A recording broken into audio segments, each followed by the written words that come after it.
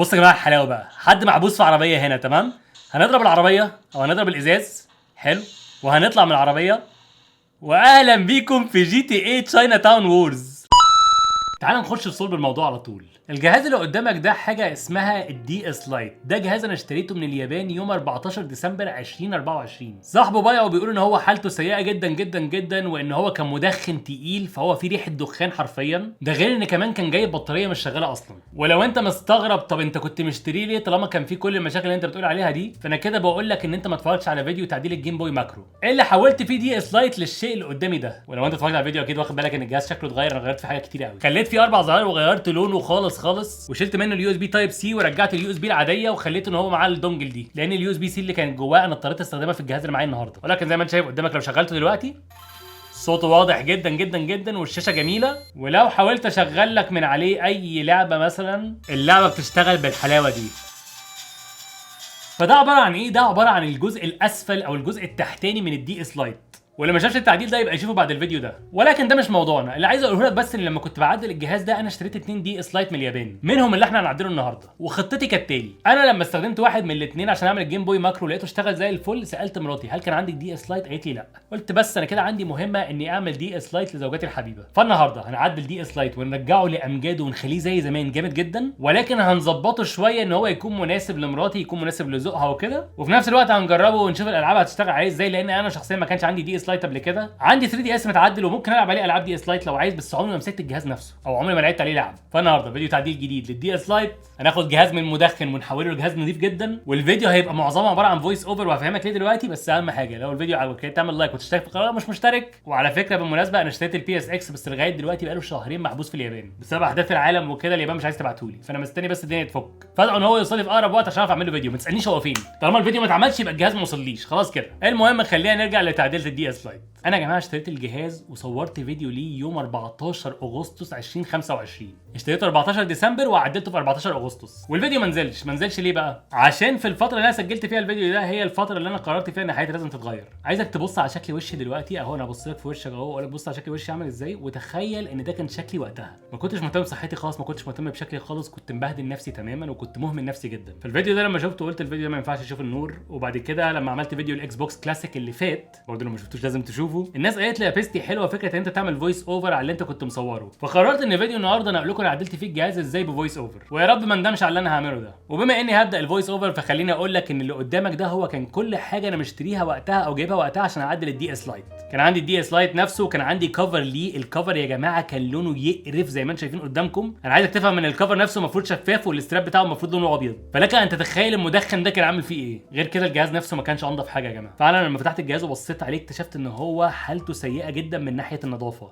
مش قصدي على البورد اللي جواه ولكن قصدي على الشكل الخارجي، لدرجه ان انا كنت قرفان وانا بجربه. والجهاز اصلا ما كانش جاي معاه بطاريه، ولكن انا جبت له بطاريه وجربتها فيه. ولما جربته اول مره الصراحه اكتشفت ان الشاشه اللي تحت لونها اصفر وبالتالي محتاجه تتغير. فمن ضمن الحاجات اللي احنا هنغيرها في التعديل ده هو الشاشه اللي تحت. الشاشه اللي فوق كانت زي الفل وجربت اشغل عليه لعبه واللعبه اشتغلت كويس قوي، ففهمت ان الجهاز نفسه في حاله كويسه. فبعد ما خدت نظره على الموضوع ده فهمت التالي: الجهاز محتاج يتنضف، محتاج اغير شكله بطريقه تكون ميكس ما بيني وما بين مراتي. عشان كده اخترت ان الشيل الاساسيه يكون لونها بينك زي ما انت شايف قدامك كده، والزراير بتاعته يكون لونها اخضر هي والقلم بتاعه. هوريك المنظر بعد شويه جامد جدا. غير كده كمان انا اشتريته اللي في ايدي ده، ودي عباره عن كارتج بتتحط في الجهاز وبتحط فيها ميموري كارد وتحط عليها لعب براحتك. قلت فكره حلوه الصراحه، بدل ما الواحد يشيل لعب كتير يحط اللعب بتاعته كلها على نفس الجهاز. وعشان عارف ان في ناس بتقلق كل لعبه اللي هقولها لك النهارده انا املكها حرفيا. وجدير بالذكر بس ان الكارتج دي انا مشتريها من علي اكسبريس وجاي معاه ميموري كارد زي الزفت. فلو هشتري حاجه زي دي من علي اكسبريس اشتريها من غير ميموري كارد وجيب ميموري كارد نضيفه واعملها بنفسك، لان الميموري كارد اللي بستخدمها معاها دلوقتي ميموري كارد كانت عندي من زمان 2 جيجا اصلا،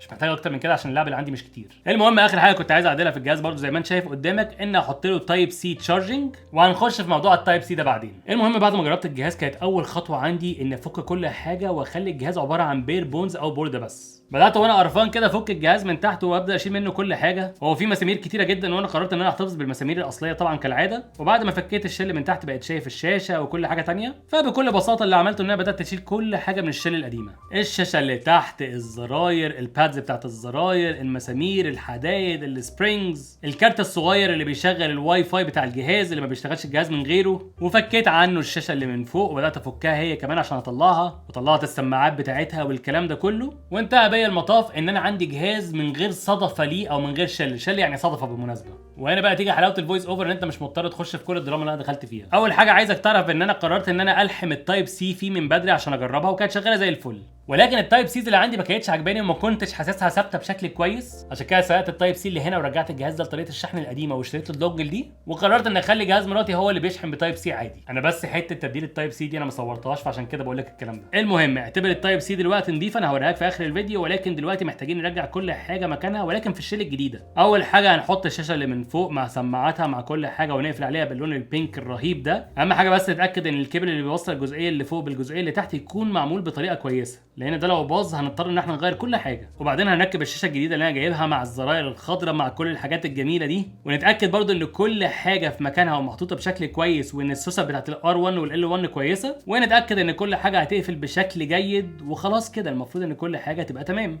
طبعا انت ممكن تتساءل وتقول لي يا بيستي امال فين الخازوق، واقول لك انه مفيش خازوق، انا فعلا ما كنتش منزل الفيديو عشان ما كانش عاجبني شكلي. فاللي في ايدي ده يا جماعه هو النتيجه النهائيه. التعديل ما فيهوش حاجه، هو التعديل حرفيا كان ان انا بنقل بس الحاجه من الجهاز القديم للجهاز الجديد، واني بغير بورت الشحن من البورت القديم لتايب سي زي ما عملنا قبل كده في الجهاز ده. فبرضه دي حاجه ما كانش ليها لازمه ان انت تشوفها خالص، ويا دوبك شلت الشاشه القديمه وحطيت واحده جديده. مفيش تعديل اكتر من كده يا جماعه، حرفيا بجد ده ما كانش تعديل على قد ما هو ان انا بغير بايظ بالسليم وبتاكد بس ان الجهاز شغال كويس. اللي في ايدي دلوقتي ده هو الجهاز اللي مراتي شافته بالمناسبه وعجبت بيه جدا جدا جدا. خليني بقى ابدا اصور لك بالكاميرا اللي من فوق عشان نجرب مع بعض كام لعبه، لان بجد والله انا ولا مره لغايه دلوقتي جربت العب عليه. فلو في مشاكل بقى دلوقتي هعرفها، يعني انا جربت ان انا اتاكد كل حاجه شغاله تمام وكده، شغاله، بس ما جربتش العب، فممكن يكون في مشاكل ما اعرفهاش. فتعالوا نشوف. زي ما انت شايف قدامك من فوق كده لونه بينك، والبينك بتاعه شفاف شويه. دول السماعتين بالمناسبه، دي الشاشه اللي من فوق. لو بصيت من الناحيه دي هتلاقي فيه التايب سي معمول بطريقه نظيفه جدا، وفي عندك زرار ال 1 والار 1، وعندك هنا الكارتج اللي قلت لك عليها اللي انا مظبطها ب 2 جيجا لعب، فخلينا نرجعها مكانها تاني. لو قلبنا الجهاز من الناحيه دي هتلاقي فيه هنا دلوقتي البطاريه والقلم برضو اللي انا قررت ان انا اجيبه لونه اخضر زي ما انت شايف قدامك كده. حاسس ان هو مناسب جدا الصراحه للجهاز. ومن تحت هنا على فكره عندك برضو زرار الفوليوم لونه اخضر، ومن الناحيه دي عندك برضو زرار الباور لونه اخضر، وعندك هنا الكفر بتاع العاب الجيم بوي ادفانس برضو معمول بطريقه بينك وكده. وده شكل الجهاز وهو مقفول. خلينا بقى نقول بسم الله ونفتح الجهاز مع بعض. وده يا جماعه المنظر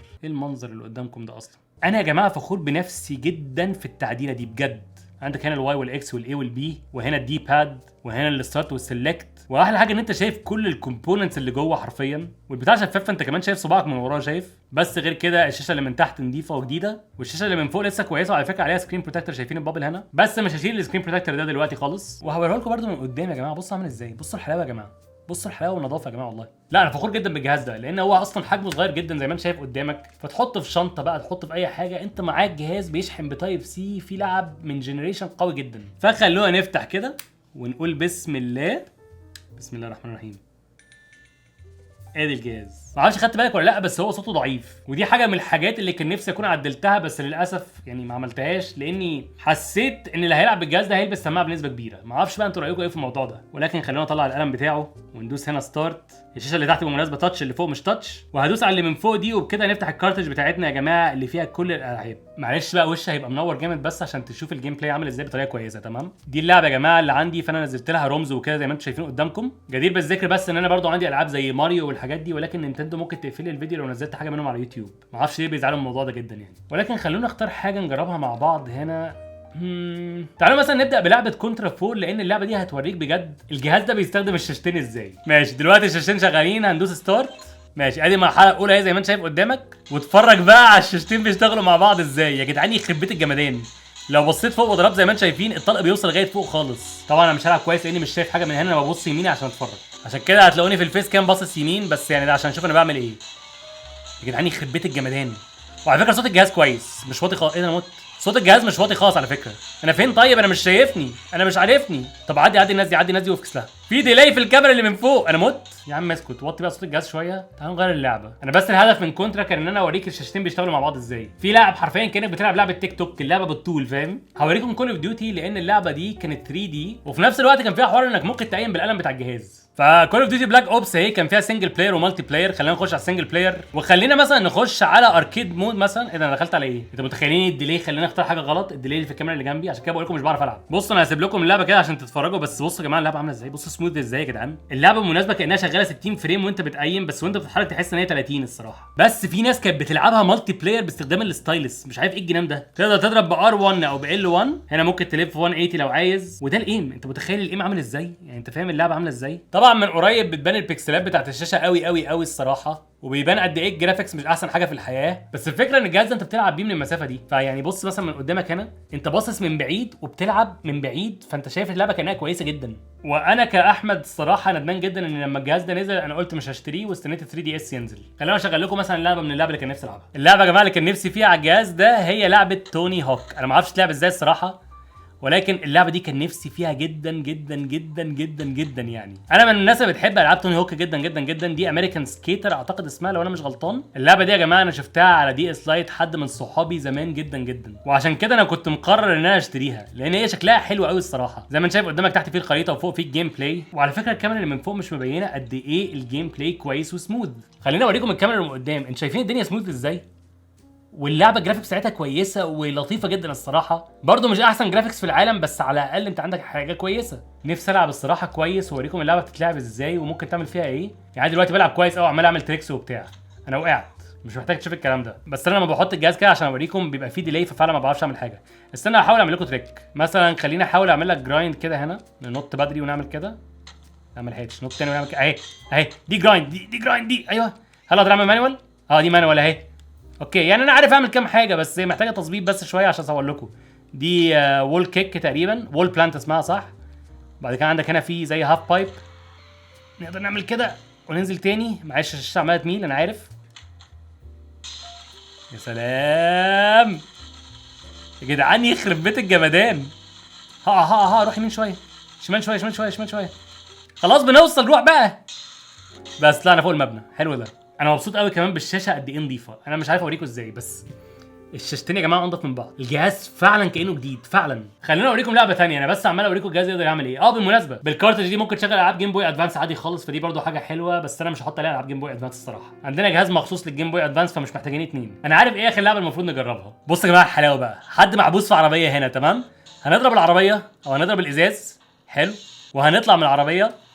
واهلا بيكم في جي تي اي تشاينا تاون وورز. الكات سينز بتكون تحت واللعبه بيكون فوق. خلينا نخش لكم في اللعب الحقيقي عشان اوريكم اللعبه عامله ازاي. بصوا بقى يا جدعان دلوقتي المفروض بنسرق عربيه تمام. فهنبدا نحاول ندورها بالمفك. ماشي نقعد بقى نلف المفك كده. ايوه نعمل كده.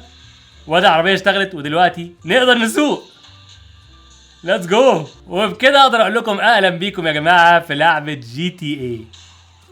انا اسف والله العظيم ما كانش قصدي. زي ما انتم شايفين اللعبه شغاله سموث جدا جدا جدا، ودي من العاب جي تي اي على فكره اللي انا ما لعبتهاش.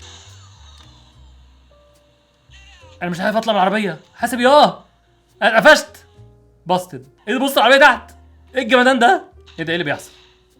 ده بيعيد الكات سين من الاول. انا عايز اوريك حاجه. انا قلت لك اني املك بعض العاب الدي اس، ودي واحده من اللي عندي اللي معاها علبتها. دي يا جماعه ميجا مان زيرو كولكشن تمام. انا بس حبيت اوريكم شكل علبه جيم من الدي اس عامله ازاي. فلو فتحنا العلبه كده هنلاقي جوه في كتيب من دي اس او من نينتندو، والكارتج نفسها بالشكل ده. خلونا بقى نطلع الكارتج بتاعتنا دي ونحط الكارتج دي ونشغل الجهاز. وطبعا بما اني مش معدل الجهاز نفسه فممكن نلعب اللعبه بكل سهوله. واللعبه دي برضو عايز احطها على الكارتج دي على فكره عشان ما حطيتهاش، ولكن خلينا ندوس ستارت. وادي لعبه ميجا مان زيرو كولكشن.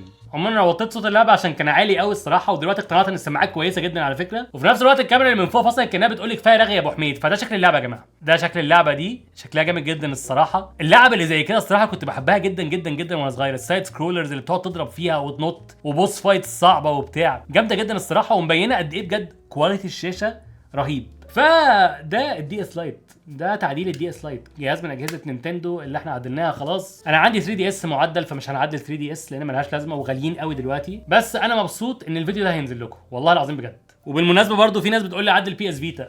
عندي ليك خبر وحش. انا عندي جهاز متعدل اوريدي ويا جماعه انا مش من الناس المسرفه اللي بتشتري الحاجه تاني عشان تعدلها عشان تجيب كام مشاهده وخلاص. انا فعلا بعدل الحاجات دي عشان استخدمها، فاهمني؟ فانا كده مثلا عندي بي اس بي جو معدل، وعندي بي اس فيتا معدل، وعندي دي اس لايت معدل، وعندي جيم بوي ماكرو معدل، وكمان جيم بوي كلر معدل، وجيم بوي عادي معدل، وعندي 3 دي اس معدل بس مش معايا في الاوضه هنا دلوقتي، وفي اكس بوكس كلاسيك وبلاي ستيشن 1 وجيم كيوب وسوبر نينتندو ونينتندو 64، وفي بي اس اكس جايه في السكه، وفي جهاز تاني عايزك تتوقع هو ايه، جهاز عمري ما امتلكته. فاحنا داخلين في مرحله ان انا خلاص قربت اخلص تعديل كل حاجه، فاتمنى ان ده ما يحصلش، ولكن احتمال يحصل. انا بعتذر لو حسيت ان الفيديو غريب او مش مترتب، بس هو فعلا مش مترتب. هي بس حكايه وما فيها ان انا فخور جدا بالتعديل ده، وكنت عايز اشاركه معاك باي طريقه، فكانت هي دي الطريقه. لو سمحت الفيديو لو عجبك ايه تعمل لايك، تشترك في القناه مش مشترك، قول لي تقييمك للجهاز، قول لي تقييمك للتعديل ده والالوان والحاجات دي كلها يعني. وبشكرك جدا على المشاهده بجد، لان عارف ان انا اوقات بكون ممل جدا، بس ده اللي انا بحبه في الحقيقه وده اللي انا بحب اعمله. خلاص اخيرا مرات هتاخد مني الجهاز ده، لان هي كانت مستنيه اللحظه دي بقالها كتير. انا كنت قايلها بس استنى اصور الفيديو وخلاص. فانا هقفل هنا واشوفك الفيديو الجاي ان شاء الله. ما تنساش اللايك، لاف يو اول، والسلام عليكم ورحمه الله وبركاته. سلام مستويه، باي باي. تعبت واشتغلت، سهرت واجتهدت، ما يبانش في شغلي، عارف اني بتعب فيه بجد. دموع وعرى شغلي على قلبي زي العسل، انتوا تخلوا اي شخص ينسى ايه مفهوم الكسل. عشانكم انا مكمل، عشانكم انا مطول، لحد ما تاني درعي يجي لعندي ويفرمل، يعرف مكانه فين وسط مليون بستاوي بيسمعوا قصة نجاح انا فيها الراوي.